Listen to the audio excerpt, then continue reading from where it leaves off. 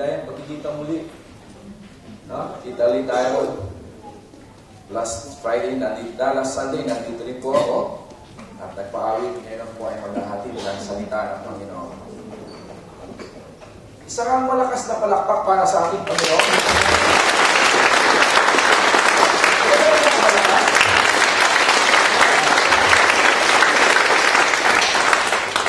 Siguro kung nanood ko yung kay Vice Ganda, mas malakas pa siguro yung kay Vice Ganda, no? Napalakpak at saka halakhakan. Dapat sa Panginoon, pag sinabing palakpakan natin ang Panginoon, yung pinaka-the best na. Ulitin mo natin yung pinaka-malakas na palakpak.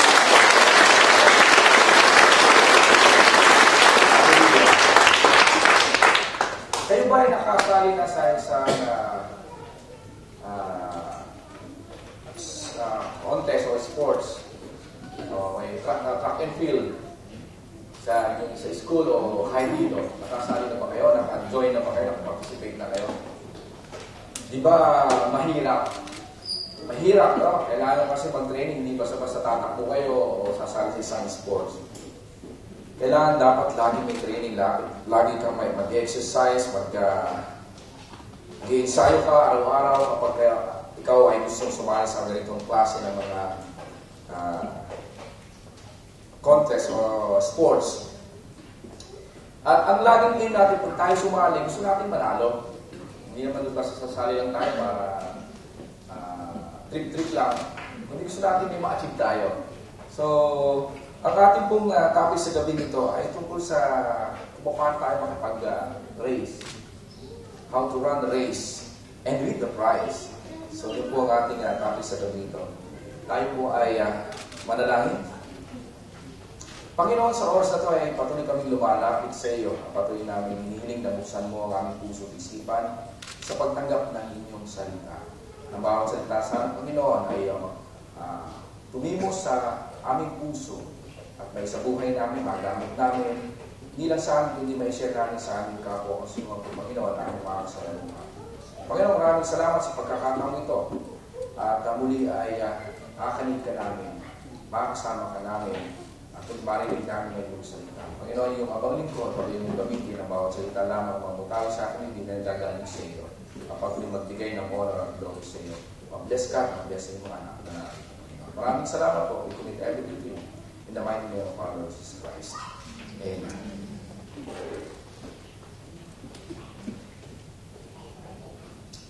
Yan po ang title ng ating mensahe sa gabi ito. Run the race and win the prize. So, hindi lang po tayo tatakbo basta, kundi dapat ina-achieve natin kung paano tayo mananalo. Kailangan makuha natin yung premyo. Kundi man first, kahit maka-third man lang. So, ulitin ko po ang ating binasa kanina mula sa 1 Corinthians chapter 9, verses 24 to 27. Do you not know that in race all the runners run, but only one gets the prize? Run in such a way as to get the prize. Everyone who competes in the games goes into strict training. They do it to get a crown that will not last, but we do it to get a crown that will last forever. Therefore, I do not run like a man running aimlessly. I do not fight like a man beating the air. No, I beat my body and make it my slave, so that after I have preached to others, I myself will not be disqualified for the prize. Mga kapatid, paano naging champion si Manny Pacquiao? Siguro halos kilala natin si Manny Pacquiao. Bago po si Manny Pacquiao naging Hall of Fame sa Philippine Sport Association, nag-underwent po siya through a vigorous training. So, training, diet, lots of sacrifices and patience para ma-achieve niya yung kanyang position sa sandaling ito, para ma-achieve niya, para manalo siya kung anong kanyang minimiti sa larangan ng pagboboxing. Sa sports ko, in order for you to achieve your goal, you have to be focused and disciplined. And discipline yourself in everything toward your aim. Kailangan talaga natin may disiplina tayo. Hindi natin ma-achieve yung gusto natin gawin kung wala tayong disiplina sa ating sarili. Hindi lang po yung sa sports, kahit sa anong bagay na gusto natin ma-achieve, kung wala tayong disiplina, kung gusto natin yumaman, pero gastos naman tayo ng gastos, bili tayo ng bili na hindi kailangan. Kapag may sale, okay, sige lang. Sale naman, no? Sayang, kung di ako bumili. Sale, signature item pa naman. Hindi naman natin kailangan. Eh gusto mong yumaman. So paano mangyayari yun? Kasi wala kang discipline. Sa sports, for you to win, strict program has to follow. And constant daily practice is required. So kailangan po natin para ma-perfect natin, maging natin yung stamina. Kung ano yung competition, na natin sasalihan. Hindi lang sa sport o yung competition natin sa buhay natin. Mag-concentrate tayo, i-avoid natin yung mga bagay na nakakahindi sa ating mga binibigay, sa ating goal, sa ating ini-aim. At hindi po yung ating goal, kung paano tayo maglingkod sa Panginoon, dapat may discipline tayo, hindi lang sa mga sports. Dapat may goal tayo. Alam natin kung ano yung ginagawa natin para sa Panginoon. Alam natin kung bakit tayo narito. Alam natin kung ano yung ministry o yung misyon ng Panginoon para sa atin. Sa Diyos na nag-create sa atin, sa Diyos na gumawa ng langit at lupa. So ito po yung ilang mga bagay kung paano natin o tips on how to run the race and win the prize in a Christian way. Ito po yung dapat natin gawin. Una-una, run the race and win with aim. Pangalawa, run the race and win with focus. Pangatlo po, run the race and win with discipline. Pang-apat, run the race and win the prize. Not just running the race, but kailangan ma-achieve natin, ipain natin na makuha natin yung prize. Unahin po natin, run the race and win with aim. Ang sabi po sa verse 24 and 26, do you not know that in a race all the runners run, but only one gets the prize? Therefore, I do not run like a man running aimlessly. I do not fight like a man beating the air. Ano mga kapatid, kapag tayo ay may inaasig lalo na sa mga sportsmen, talagang meron silang meron silang nilalagay na aim. Ito yung gusto kong ma-achieve. Ito yung gusto kong gawin sa aking buhay. Sapagkat tayong lahat, nararito bilang mga anak ng Diyos, we were created with a purpose. Kung halimbawa sa sports, ang pinili mo maging boksingero, dapat alam mo yung purpose kung bakit ka naging boksingero. Alam mo kung bakit mo ginagawa yon. Alam mo kung bakit yun ang pinili mo para karirin mo sa buhay mo. Ganon din po tayo sa Panginoon. Ganon din tayo bilang mga Kristiyano na anak ng ating Diyos. Dapat alam natin kung ano ang purpose natin, kung bakit tayo create ng Panginoon.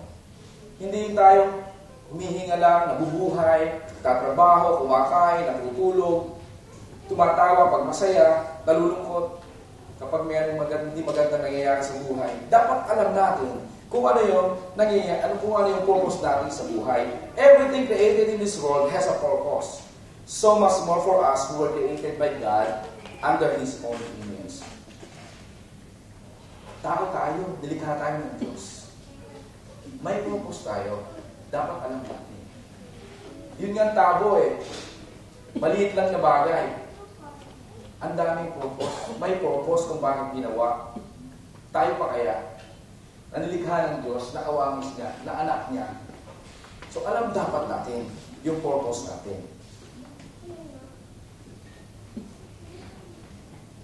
We were created to glorify God. Dapat malaman natin yan. We were created to glorify God. Not just a creation na kaya natin, kahit gawin, kung ano gusto natin gawin, gagawin natin. Dapat bawat kilos natin, bawat salita natin, nag-glorify natin ang Panginoon. Hindi lang napiplis yung sarili natin, kundi napiplis natin ang ating Panginoon. Sa mga bagay, in all aspect ng buhay natin, nag-glorify natin, nabibigyan natin siya ng honor. Unang-una, paano natin mag-glorify ang Panginoon? Dapat kilala natin ating Panginoon. Kilala ba natin ating Panginoon? Only in His name. Madaling tandaan, pangalan si Jesus Christ. But deeper than that, kilala ba natin Jesus Christ? Sabihin natin, napagos ko Jesus Christ, sa krus. After 3 days, nabuhay na maguli, umakyat sa langit, narulog sa kanan ko sa mga ako. Sa yung Diyos na mapagpagaling. Dapat, more than that, deeper than that.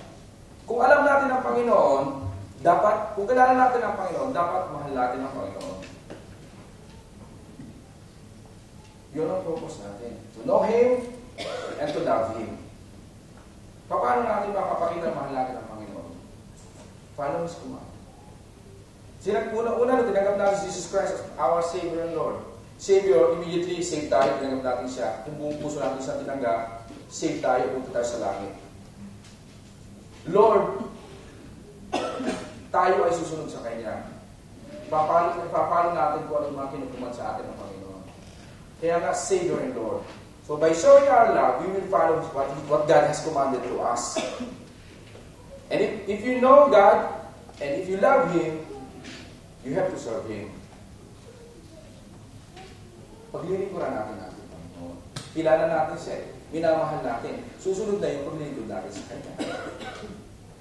In that way, we can glorify God. Because that is our purpose. To know, to love, and to serve Him. Amen? Mga kapatid, kilala siguro niyo ito ang babae na ito. Yan po si Jessica Cox. Siguro, ano na siya ngayon? 27? O... Yeah. 2 years pa ito, pictures ko na ito eh.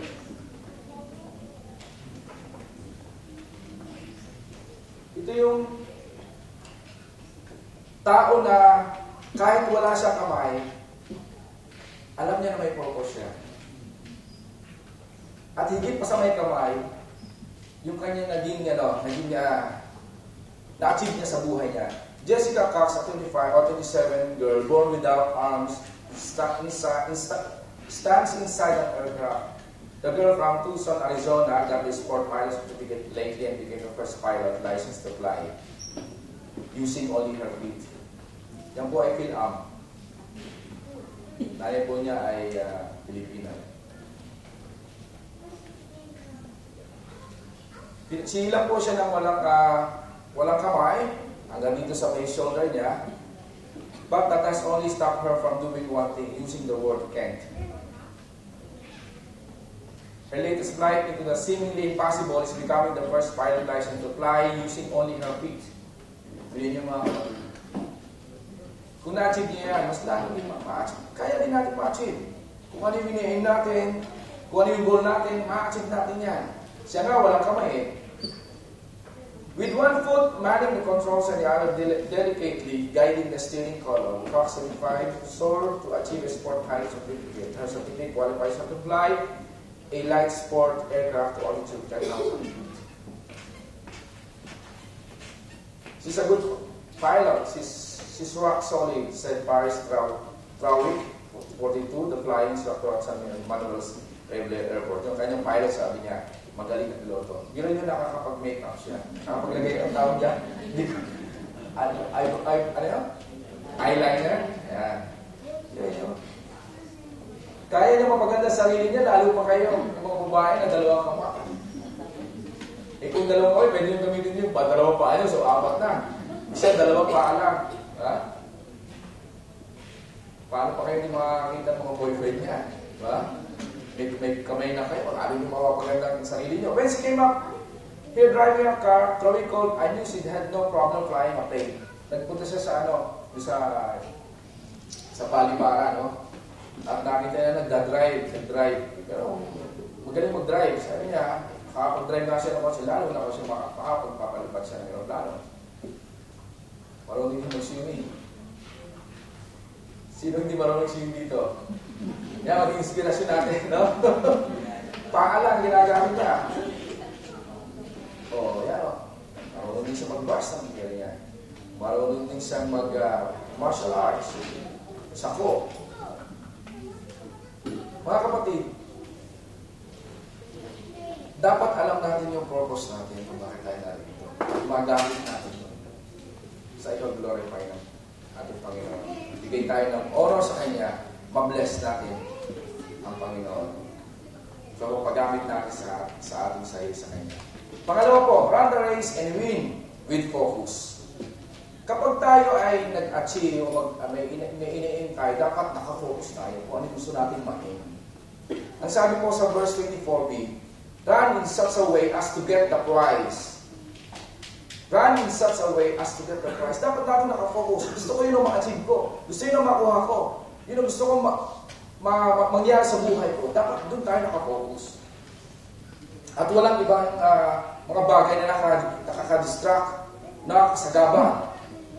Of course, in any competition, we always want to win and get a prize. Di po ba? Katulad din po yan sa ating buhay. If we have a goal or aim something we always wanted to achieve or fulfills, it's for us to have that kind of fulfilling life or success in life. Dapat meron tayong, may focus tayo. Kung gusto natin maging champion tayo, kung gusto natin maging manager tayo, gusto natin yumaman tayo, naka-focus tayo kung ano yung gusto natin ma-achieve sa buhay natin. Dapat walang sidetrack, walang sagabal. At kung may sagabal man, kaya natin malampasan yun. At sa paglilingkod din sa Panginoon, dapat aim at being always in the center of God's will for your life. Ano ba yung will ng Panginoon sa atin? Will ng Panginoon sa atin, mag-glorify siya. So dapat, hindi tayo nadidistract o nasa-sidetrack sa paglilingkod natin sa Panginoon. Meron bang sumasabit dyan sa paglilingkod natin sa Panginoon habang tayo naglilingkod sa Panginoon? Meron bang pumipila sa atin dyan? Kaya natin malampasan yan. Kaya natin ma-overcome yan. Sapagkat ang ating Diyos ay makapangyarihan. He is sovereign. He is powerful. He is bigger than our problem. Malakas po ang ating Panginoon. Ang ating Panginoon ay nagbibigay ng solusyon sa lahat ng ating gustong ma-achieve sa buhay natin.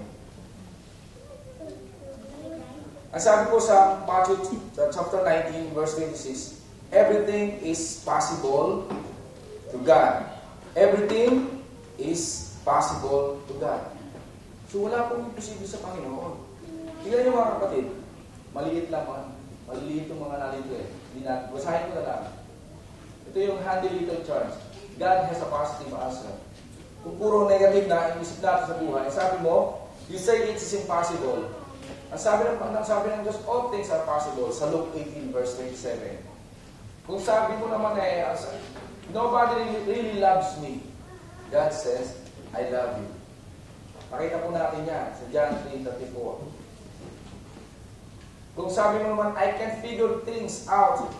Sabi ng Panginoon, I will direct your steps. Pakita po natin yan sa Proverbs chapter 3, 5-6. Kung sabi mo naman, it's not worth it. Sabi ng Panginoon, it will be worth it. Romans 8:28. Kung sabi mo naman, I can forgive myself.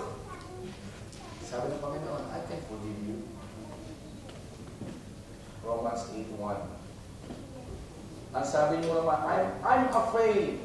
Ang sabi ng Panginoon, I have not given you a spirit of fear. 1 Timothy chapter 1, verse 7. Kung sabi mo, I'm not smart enough. Sabi ng Panginoon, I give you wisdom. Corinthians chapter 1, verse 30.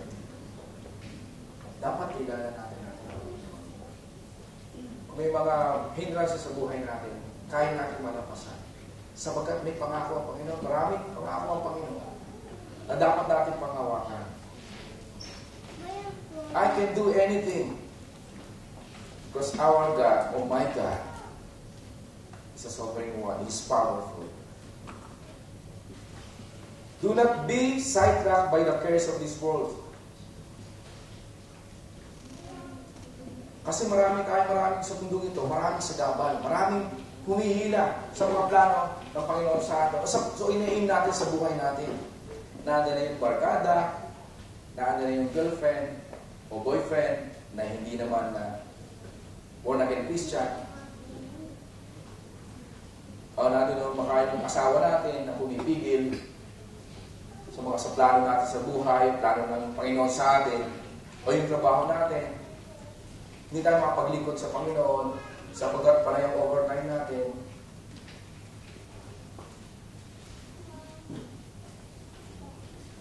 O yung disability nung nakita natin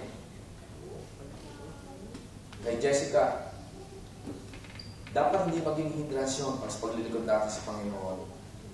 O yung mga crisis na naranasan natin sa buhay, hindi dapat yun ay maging hadlang sa paglilingkod natin sa Panginoon upang ma-achieve natin kung ano yung mission ng Panginoon sa atin o ano man yung ina-achieve natin para sa buhay natin. Do not give up when things go wrong. Do not give up when things go wrong. Kailangan natin panghawakan kung ano yung gusto mangyari sa atin ng Panginoon. Panghawakan natin ang kanyang mga salita. Yun ang magbibigay ng kalakasan sa atin. Ang sabi ng Panginoon, do not be afraid, for I am with you. Do not be dismayed, for I am your God. I will uphold you with my righteous right. I will help you. Yun ang promise ng Panginoon sa atin. Kaya lang, dapat doon tayo sa tamang daan. Sa tamang daan tayo, ang yun ang ating tahakin upang hindi tayo ma-sidetrack, hindi tayo maligaw. Sapagkat dito sa mundo natin pinagagalawan, maraming daan. Sa halip na nakafocus tayo, kumakaliwa, kumakanan, mas maganda kung nakakabalik tayo. Pero kalimitan, hindi na eh. Hindi na makabalik. Kasi nasanay na eh. Sa kanan, nasanay na sa kaliwa. Do not be sidetracked by the cares of this world. Kaya natin po lagi ang kaaway. Ready to devour us. Hindi po natin ma-achieve yung gusto natin ma-achieve para sa Panginoon. Para sa paglilingkod natin sa Panginoon.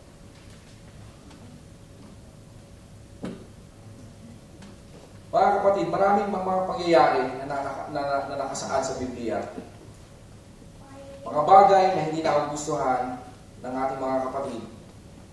Yung mga nakaraang buhay nila. Katulad na lang yung position kay Joseph, yung kanyang mga kapatid. Ano nangyari kay Joseph? Maraming bagay na hindi magandang nangyari kay Joseph. Ngunit sa mga hindi magandang bagay, ano nangyari? Ginamit siya ng Panginoon. In the end, nag-glorify ang Panginoon. Naging leader, nag-open ang door sa Egypt, naging leader siya sa Egypt. Doon sa si Jesus Christ, instead na siya ay ipanganak, nung magkaroon ng taxing of the empire, open the door to getting the Messiah born in Bethlehem, not in Nazareth. Diba? Sabi nung, kailangan mag-tax, i-register lahat. Anong nangyari? Lumipat sila sa Bethlehem. Doon pinanganak si Jesus Christ. And thus, na-fulfill yung prophecy. Yung betrayal ni Judas kay Jesus Christ, masama yung nangyari. Pero naging purpose, nagkaroon ng salvation of the world. Kung may mga bagay na nangyayari sa buhay natin na hindi maganda, think positive. Lalo na kung tayo ay naniniwala at nanampalataya sa Panginoon. Kung kailangan natin ating Panginoon, kung tayo sumasampalataya sa Panginoon, things will be okay. Because He's always on our side. He will never leave us nor forsake us. The awesome thing about the power of God is that if you want to do something for God, instead of focusing on our capability, concentrate on our availability. For we know that it is God through us, and we cannot do anything without Him. Mag-focus tayo. Hindi doon sa capability natin, kundi mag-concentrate tayo sa availability natin. Kahit gano'ng katalino ka, kahit manager ka, kung ayaw mo naman magpagamit, kung wala kang oras, hindi natin mag-glorify ang Panginoon. Dapat lagi yung availability natin, yung commitment natin. At hindi tayo nawawala sa focus. Dapat lagi tayo nagpapagamit. May mga bagay na nangyayari na hindi natin nagustuhan sa buhay. Kung tayo ay may mga ina-applyan na hindi tayo matanggap, apply ulit ng apply. Kung tayo ay laging nababasted kapag tayo naliligaw, ligaw ulit. Sabi nga, kung hindi nararapat, hindi lumipat. No? Wag lang sa gawin yun, gagawin sa asawa yun, ha? Mga kapatid, bibigyan ko po kayo ng ilang example ng mga tao na maraming beses nilang karanayan, marami silang kabiguan na nangyari sa buhay nila, pero nagpursige pa rin sila. Hindi ko alam sa kanila kung may Diyos sila, pero dahil meron silang, nakafocus sila, may gusto silang ma-achieve, meron silang aim, meron silang goal, nakuha nila yung gusto nila. Mga kapatid, sila ay mga winners, not quitters. A candidate for a news broadcaster post was rejected because of his voice. He was also told that with his obnoxiously long name, he would never be famous. Sino po siya? Amitabh Bachchan, famous actor in India. A small boy, the fifth among 7 siblings of a poor father, was selling newspapers in a small village to earn his living. He was not exceptionally smart at school, but was fascinated by religion and rockets. The first rocket he built crashed, a missile that he built crashed multiple times, and he was made a butt of ridicule. He is the person to have scripted the Space Odyssey of India single-handedly. Yung po buhok nito lagi parang minimot ng baka. Yan po naging minister ng India, si Dr. APD Abdul Kalam. In 1962, 4 nervous young musicians played with their first record audition for the executive of the Decca Recording Company. The executives were not impressed while turning down this group of musicians. One executive said, "We don't like their sound. Groups of guitars are on their way out." Kilala natin to. Beatles. In 1944, Emmeline Snively, director of the Blue Book modeling agency, told modeling hopefully Norman Jim Baker, "You better learn secretarial work or else get married." Kilala din natin yan. Marilyn Monroe. In 1954, Jimmy Denny, manager of the Grand Ole Opry, fired a singer after one performance. He told him, "You ain't going nowhere, son. You ought to go back to driving a truck." Elvis Presley. When a gentleman invented a communication machine in 1876, he did not ring off the hook with calls from potential backers. After making a demonstration call, President Rutherford Hayes said that's an amazing invention, but who would ever want to see one of them? Si Alexander Graham Bell. In the 1940s, another young inventor named Chester Carlson took his idea to 20 corporations, including some of the biggest in the country. They all turned him down in 1947. After 7 long years of rejections, he finally got a tiny company in New York. Then the Hallett Company purchased the rights to his invention, an electrostatic paper copying process. Hallett became Xerox Corporation. Kaya lang kung dinig natin, "Oh, pa-Xerox nga. Pa-Xerox mo to." Ito pala yung photocopy natin. Si Chester Carlson, nakapito ng Xerox machine.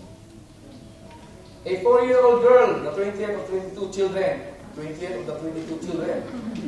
contracted double pneumonia and scarlet fever at a very early age, which paralyzed her left leg. Thereafter, at 9 years of age, she removed her legs braces and started walking without them. At 30, she decided to become a runner but kept failing miserably in all races that she entered in. She kept trying in spite of several detractors and finally started winning every race she entered. She is William Rudolph, who went on to win 3 Olympic gold medals. A school teacher scolded a boy for not paying attention to his mathematics and not for being able to solve simple problems. She told him that he would not become anybody in life. His mother, however, believed in him and coaching in maths. Albert Einstein. Kung yung mga nagdi-business dito, yung rule of 72 na ginagamit niya sa bangko, rule of 72. Mga kapatid, a winner is not one who never fails, but one who never quits. Ganyan din dapat tayo sa Lilingkod sa Panginoon. May mga kabiguan sa buhay tayo na-achieve, pero hindi dapat tayo mag-quit. Isipin natin yung way na yun, kung paraan kung lumakas yung pananampalataya natin sa Panginoon. Mas tumibay tayo, mas sumawak tayo, mag-cling on tayo sa Panginoon. At kung kilala natin Panginoon, nothing can be against us. Amen? So, surrender natin sa Panginoon. Surrender all to Jesus and follow Him completely. Walang pag-aalinlangan. Buong buo, no doubt. God in the right place in life fixes every other relationship of life. Kung natin ang Diyos, tama yung presyo sa buhay natin ng Panginoon.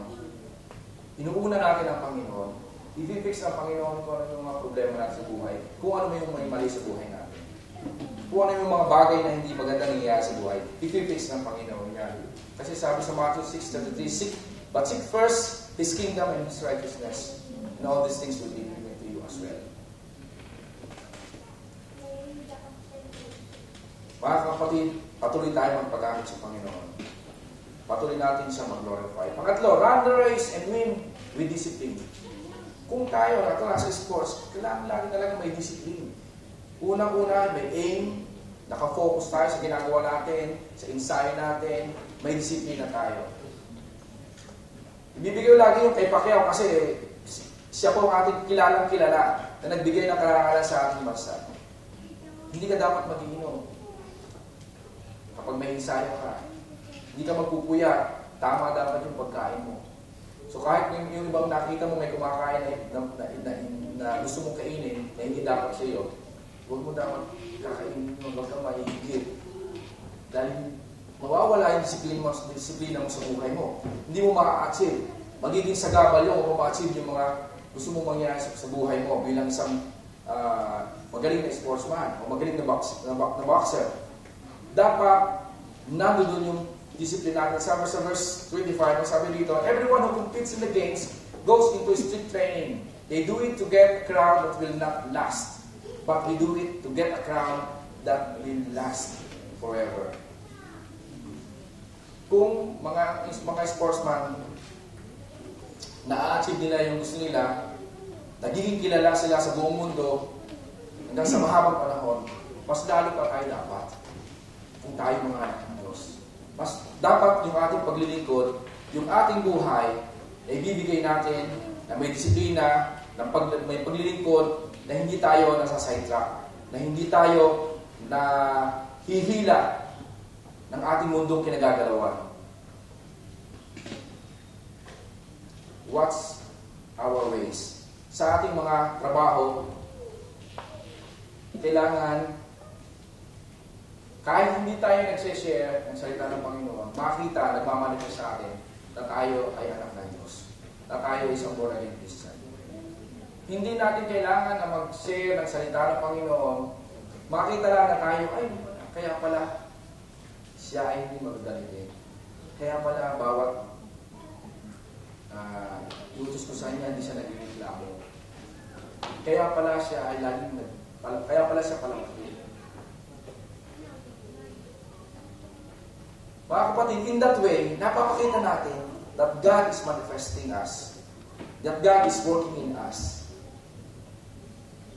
Hindi na po natin kailangan na kailangan lang mag-memorize ng mga verses. Pero yung isa sa mga paraan upang makita na tayo ay anak ng Diyos, makita na tayo ay disiplina sa buhay natin bilang sa Kristiyano, nagmamanifest sa buhay natin sa sinasabi natin, sa ginagawa natin sa ating kapwa.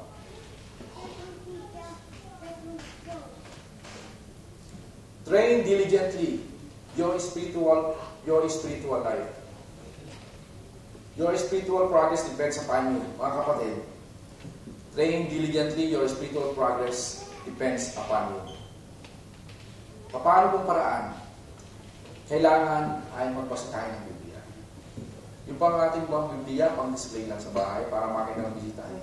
Meron silang altar for Bible. Pero nakita natin, ganoon natin, puro alikabok na. Mas nababasa pa natin yung ibang magazine. Yung Yes Magazine. Yung ibang magazine na paborito natin.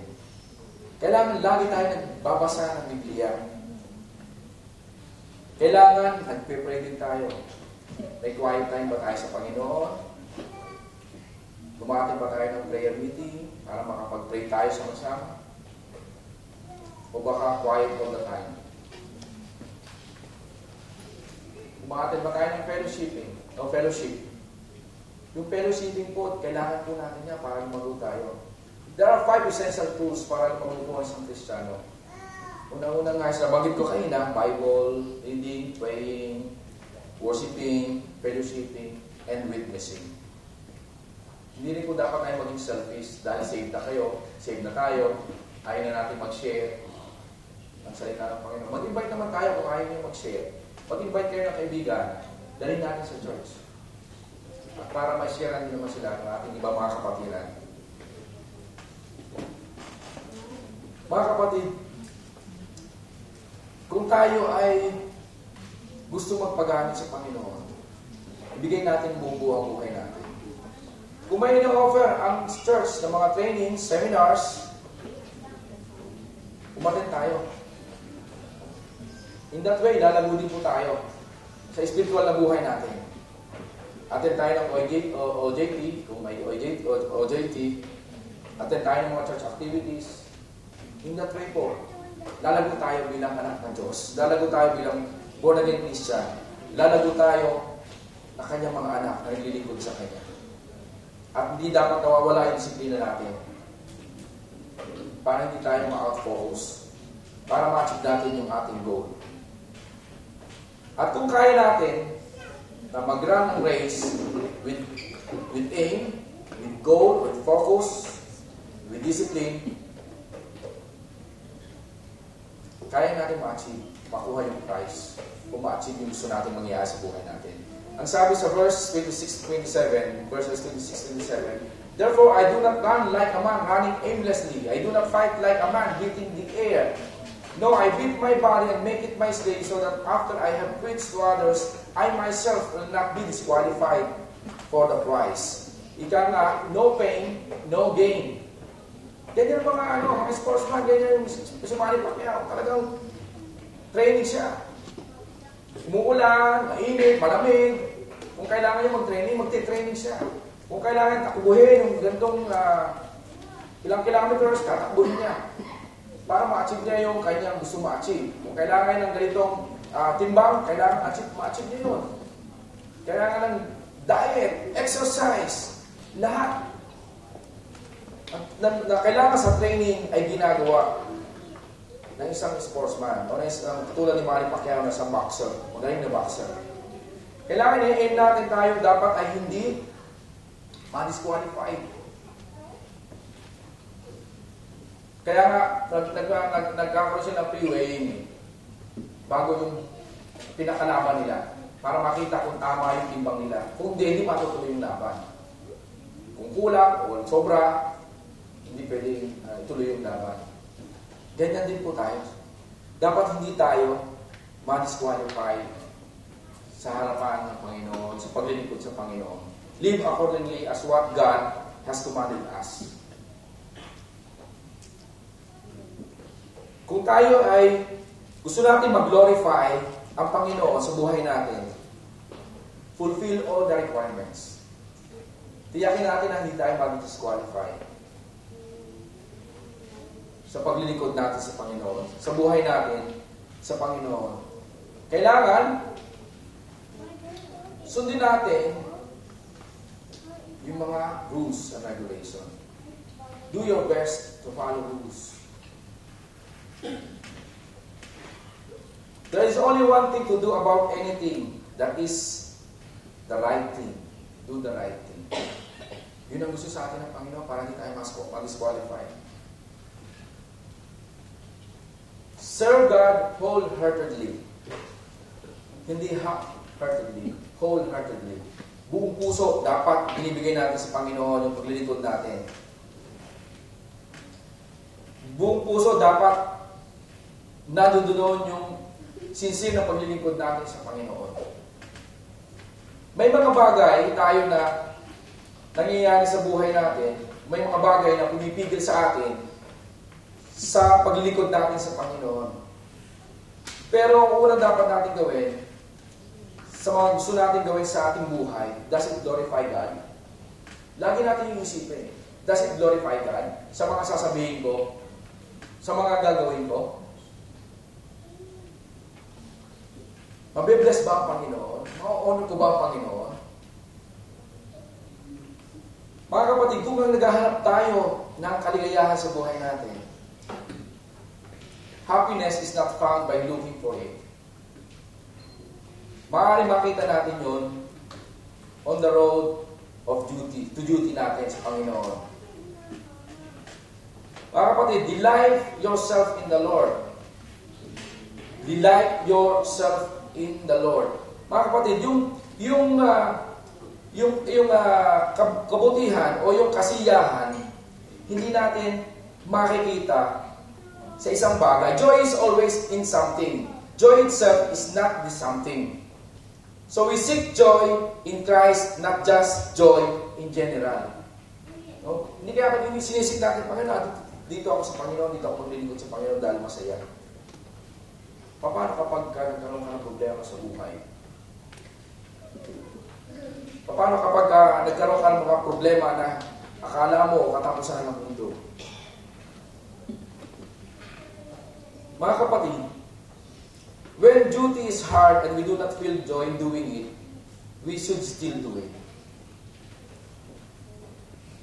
Kapag hindi na natin nakita yung kasiyahan natin, parang hindi tayo masaya sa ginagawa natin, ipag-pray natin sa Panginoon, Lord, bigyan mo ako ng kasiyahan habang ginagawa ko ito.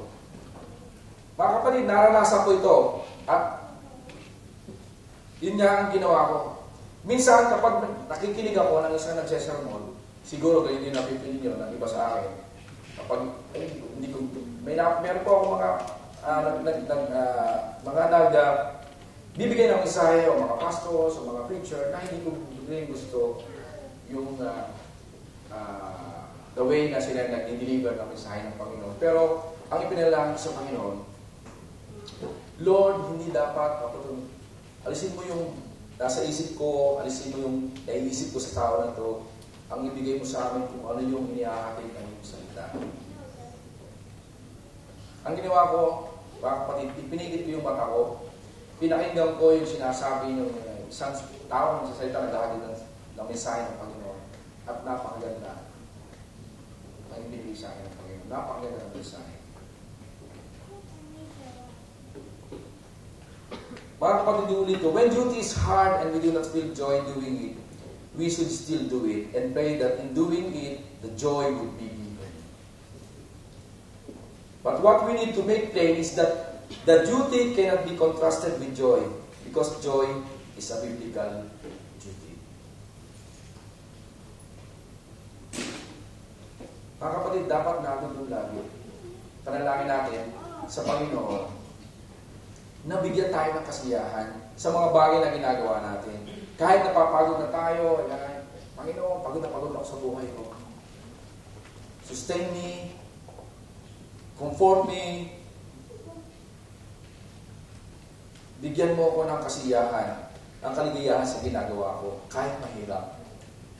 Mga kapatid, kahit po yun. Bibigay po yun ng Panginoon. At huwag tayong mag-quit. Do not quit. Finish the job. God can't use a quitter. Dapat lagi achieve natin, panalo tayo sa Panginoon. Sa paglilingkod sa Panginoon, he who endures to the end will be saved. Yan po sabi sa Mark 13 verse 13. Ang sabi ng promise ng Panginoon, he who began a good work in you will bring it to completion on the day of Jesus Christ. Sa Philippians chapter 1 verse 6. Mga kapatid, run the race, win the race, patuloy tayo magpagamit sa Panginoon. Ma-achieve natin yun. Magkaroon tayo ng aim, dapat natin yung nakafocus tayo, natin yung discipline. At achieve din natin, dapat natin ma-achieve. Yung gusto ng Panginoon, ma-achieve natin sa buhay natin. In the Christian race, everyone who reaches the finish line gets the prize. It doesn't matter how many times you stumble or how many times you got out of the trail. What matters most to God is your determination to give your best to it on the finish line. Kaya ba natin matapos ang race? Kaya natin matapos? Palakpakan natin. Kaya na natin. Panginoon, maraming pong salamat. Muli ay nilimahin mo kami na andyan ka sa aming tabi. Na kaya namin tapusin ang mga race na dapat namin hain sa buhay namin. At ma-achieve namin ito kung kami may focus, nakafocus kami sa inyo, namin yung aim namin, yung disiplina namin sa buhay namin, na kayo, Panginoon, ang mauuna sa aming buhay. Panginoon, tulungan mo kami. Ma-overcome namin yung mga trials, mga problema sa buhay namin. Mapatuloy kayong mag-glorify sa buhay namin yung all aspect of it. Maraming salamat sa gabing ito. Patuloy mo kami palakasin, hindi lang sa aming physical na buhay, kundi sa aming spiritual. Pagpatuloy namin ma-achieve yung gusto mong ma-achieve namin sa paglilingkod sa iyo. Pagbigay kami ng glory at honor sa tayong pangalan mo na. This is our prayer in Jesus' name. Amen.